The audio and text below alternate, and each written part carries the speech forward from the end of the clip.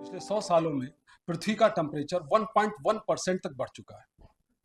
1 degree temperature की वृद्धि भी करोड़ों ऐसे जीवाणु और विषाणुओं को पनपने का मौका दे देती है, जो कि इस पूरी पृथ्वी को लेकर के मतलब जो एक पूरी पृथ्वी को समाप्त करने में उन्हें कुछ घंटे या कुछ दिन लग सकते हैं। मंचस्थ विद्वज्जन professor JN Tripathi sir, professor Patanjali Mishra sir, doctor Pankaj Tiwari ji और मुख्य अतिथि परम आदरणीय श्री विश्वभूषण और हमारी आज की अध्यक्षता कर रहे हैं प्रोफेसर मनोज कुमार मिश्र सर और सभी विद्वज्जन, आप सभी को मेरा प्रणाम। वैदिक विज्ञान केंद्र द्वारा जो आज या विगत 3 दिवस से ये जो परिचर्चा, ये जो सेमिनार कराया जा रहा है, आज के परिप्रेक्ष्य में बहुत ही महत्वपूर्ण हो जाता है। वैदिक विज्ञान और साइंस, हम सभी जानते हैं कि भारतीय परंपरा या वैदिक हमारा जो साइंस के माध्यम से बहुत ही रिच रहा है। मैं बेसिकली एक साइंस का विद्यार्थी हूँ, लाइफ साइंसेस का विद्यार्थी हूँ, तो आपसे मैं उन्हीं मुद्दों पर थोड़ी सी चर्चा करना चाहूँगा। वेदों के बारे में आप शायद मुझसे बेहतर जानते होंगे, लेकिन जहाँ पर साइंस की बात है, जब क्षितिजल पावक गगन की बात होती है, तो ये पंच तत्व जो हैं, ये एक तरीके से इकोलॉजिकल बैलेंस की बात करते हैं। जब ये पांचों तत्व सृष्टि में समान रूप से अपनी उपयोगिता साबित करते हैं, तभी ये इकोलॉजिकल बैलेंस बना रहता है। अगर इनमें से एक में भी ऊंच नीच हुई तो बायोलॉजिकल कंजर्वेशन का सिद्धांत भी डिस्टर्ब होता है, चाहे वो सस्टेनेबल डेवलपमेंट की बात हो, वो भी डिस्टर्ब होता है। आज जैसा कि ये हम एक युद्ध की विभीषिका देख रहे हैं, और जैसा IPCC, inter governmental panel for climate change, अक्सर ये बात करता है कि पिछले एक शतक में, जो पिछले 100 सालों में पृथ्वी का टेम्परेचर 1.1% तक बढ़ चुका है। ये स्थिति शुरू हुई इंडस्ट्रियल रिवॉल्यूशन के बाद से, जब पश्चिमी देशों में औद्योगिक क्रांति हुई, उसके बाद से धीरे धीरे कार्बन उत्सर्जन हुआ और धीरे धीरे ये टेम्परेचर बढ़ना शुरू हुआ।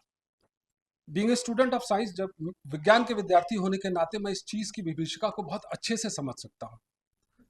1 डिग्री टेम्परेचर की वृद्धि भी करोड़ों ऐसे जीवाणु और विषाणुओं को पनपने का मौका दे देती है, जो कि इस पूरी पृथ्वी को लेकर के जो एक पूरी पृथ्वी को समाप्त करने में उन्हें कुछ घंटे या कुछ दिन लग सकते हैं।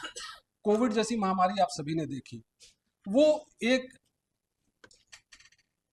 दुष्फल प्रयोग का परिणाम हो सकता है, या वो जानबूझ के पैदा किया हुआ एक विषाणु हो सकता है। ये एक बहस का विषय हो सकता है, लेकिन ये समझने वाली बात है कि अगर हमने अपने वैदिक साइंस या अपनी सनातन संस्कृति के हिसाब से अपना जीवन, आचार व्यवहार अगर अनुपालन नहीं किया, तो वो जरा सा जो टेम्परेचर वेरिएशन है, वो जैसे कि साइंस में 36 टू 40 डिग्री सेंटीग्रेड के बीच में ज्यादातर जीवाणु और विषाणु सक्रिय हो जाते हैं। इस टेम्परेचर में अगर ह्यूमिडिटी, आर्द्रता जिसे आप कहते हैं, अगर वो 60 से 70% से ऊपर है, और इस टेम्परेचर के वेरिएशन में ज्यादातर जीवाणु और विषाणु सक्रिय हो जाते हैं।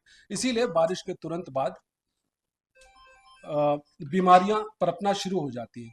ये टेम्परेचर वेरिएशन, जो कि हमारा एवरेज पृथ्वी का टेम्परेचर, अगर 1 डिग्री और बढ़ता है, तो कई और जीवाणु और विषाणु ऐसे पैदा हो सकते हैं जिससे, जो कि कोविड से भी ज्यादा खतरनाक होंगे। इस मामले में इकोलॉजिकल बैलेंस या सस्टेनेबल डेवलपमेंट बहुत जरूरी हो जाता है। जैसे मैं पंचभूत तत्व की बात कर रहा था, तो ये पांचों का बैलेंस इकोलॉजिकल बैलेंस को दर्शाता है। जब हम यज्ञ की बात करते हैं, तो वो कार्बन न्यूट्रलिटी की बात करता है। जैसे कि यज्ञों का बहुत महत्व है वेदों में, तो आईपीसीसी की मैं फिर बात करूंगा, उनके शोधों के द्वारा, उनके उसके द्वारा दिखाया गया है कि जो आप एक्यूआई, आजकल बड़ा फैशन में चला हुआ है पिछले कुछ सालों में, एयर क्वालिटी इंडेक्स, आप रोज सुबह एक मोबाइल में देखते हैं कि आज कितना एक्यूआई है। AQI is basically particulate matters, जो बड़े कण हैं जो वातावरण में आ जाते हैं, जो बेसिकली नाइट्रस ऑक्साइड या सल्फर ऑक्साइड जैसे मुख्य कण हैं, वो आ जाते हैं। तो ये प्रूवन थ्योरी है कि यज्ञों के द्वारा इन पार्टिकुलेट मैटर्स को 51 टू 60% तक रिड्यूस किया जा सकता है। या जब हम अहिंसा की बात करते हैं तो बायोलॉजिकल कंजर्वेशन की बात करते हैं। अहिंसा मतलब किसी भी जीव के प्रति कोई भी हिंसा न की जाए।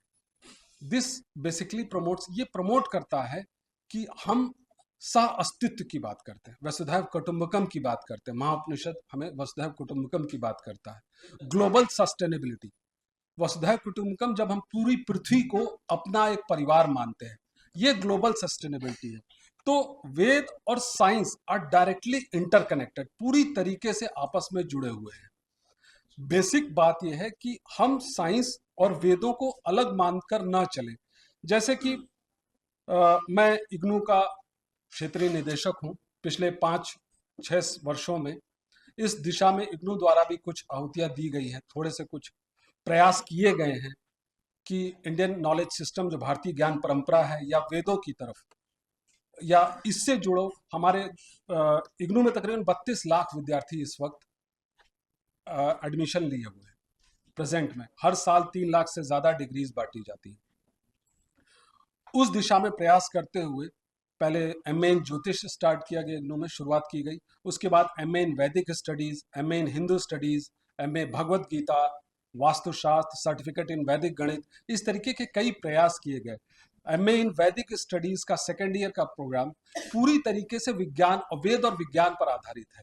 उसका एक बहुत ही महत्वपूर्ण अध्याय है वेदों में सृष्टि विज्ञान, जो सृष्टि से संबंधित विज्ञान है, कि सृष्टि की उत्पत्ति से लेकर के आप हिरण्यगर्भ, आप सभी विद्वज्जन उस वेदों से जुड़ा जो विज्ञान है उसमें आप हमसे बेहतर जानते हैं। लेकिन उसमें गणितीय, वैदिक गणित, वैदिक खगोल विज्ञान, वैदिक ज्यामिति, और जो इवोल्यूशन, जिसको आप सृष्टि की उत्पत्ति जिसको कहते हैं, जो डार्विन द्वारा जो थ्योरी बाद में दी गई, थ्योरी ऑफ इवोल्यूशन, वो बेसिकली वेदों में सृष्टि की उत्पत्ति से शुरू हुई थी। बाद में वो बिग बैंग थ्योरी और जो इस पूरे यूनिवर्स की उत्पत्ति, ये सारी चीज़ें एक साथ जोड़ करके उसको पढ़ाने के एक इग्नू द्वारा एक प्रयास है। तो आज के टाइम में अगर हम वाटर टाइट कंपार्टमेंटलाइजेशन ना करें, दोनों को एक साथ जोड़ कर चलें कि विज्ञान या सनातन धर्म या वेदों की पढ़ाई अलग अलग नहीं है। बेसिकली आई सजेस्ट, मैं अपने सहयोगियों को, अपने जो लेखक हैं, जो इग्नू ज़्यादातर किताबें लिखी जाती हैं, हमारे आचार्य ज़्यादातर वो किताबें लिखते हैं और विद्यार्थियों तक पहुंचाते हैं। तो आई सजेस्ट, और उसमें एक पहल हम लोग शुरू कर चुके हैं कि foundation course in science and technology एक ऐसा प्रोग्राम है जो कि सभी विद्यार्थियों के लिए कंपलसरी किया गया है, चाहे वो ग्रेजुएशन के विद्यार्थी हों, बीए, बीएससी, बीकॉम। इसी तरीके से foundation course in environment studies, और वो एक कंपलसरी कोर्स की जो बीए, बीएससी, बीकॉम, और उसमें वेदों से रिलेटेड जो उत्पत्ति है साइंस की, जो हमारी वैदिक संस्कृति के अनुसार जो उत्पत्ति है, और वो हमारे वेद साइंस को किस नजरिए से देखते हैं। क्योंकि totally imported concept of science is not acceptable in Indian terms. जैसे कि एक शुगर का डेफिनेट एक टेस्ट है, या किसी सिंड्रोम का एक टेस्ट है, चाहे गिलबर्ट सिंड्रोम है, डाउन सिंड्रोम है, आजकल बहुत कॉमन हो गया है। द टॉप लेवल डॉक्टर्स अक्सर उस टेस्ट को एक्सेप्ट करने से मना कर देते हैं। क्यों? क्योंकि वो टेस्ट ओरिजिनेट हुए थे अमेरिकन और यूरोपियन जीन्स पर। वो टोटली, क्योंकि एक ह्यूमन जीन्स का जो टोटल जीन पूल है वो तो कॉमन है, लेकिन उसमें कई ऐसे जीन्स हैं जो एशियाटिक जीन्स, चाहे मंगोलाइड रेस हो या कॉकोसाइड रेस हो, जो यूरोपियन या इधर की जीन्स में बड़ा एक डिफरेंस है। तो we need to inculcate the science जो विज्ञान है उसको हमें अपने हिसाब से, अपनी संस्कृति के हिसाब से उसको एक्सेप्ट करने की एक ज़रूरत है। ये एक सेमिनार, उसमें एक पहल है जब ये परिचर्चा चलती है। और वो एक दूरी जो है, जो साइंस के विद्यार्थी और वेदों के विद्यार्थी, एक उसको एक मिलाने की एक पहल, और इस सेमिनार और इसके सभी विद्वज्जनों को मैं बहुत साधुवाद देता हूँ, बहुत बहुत धन्यवाद देता हूँ।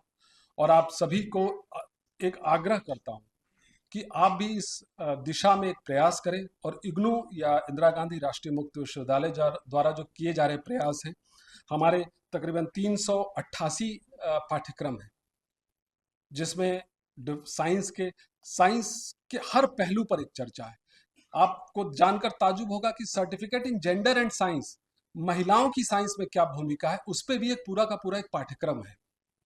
वेदों की साइंस में क्या भूमिका, वो तो अलग बात है। तो हर तरीके के, अगर आपसे अनुरोध है कि वो एक हमारे इंटरनेट, हमारी वेबसाइट पर अवेलेबल है वो पाठ्यक्रम, और कभी आप सजेशन के लिए एक नए अध्याय अपने पाठ्यक्रम में जोड़ने के लिए और एक नए ज्ञान के लिए अगर आप उसको विजिट करते हैं, तो that will be a very welcome step. That was all from my side. मेरी तरफ से इतना ही, धन्यवाद।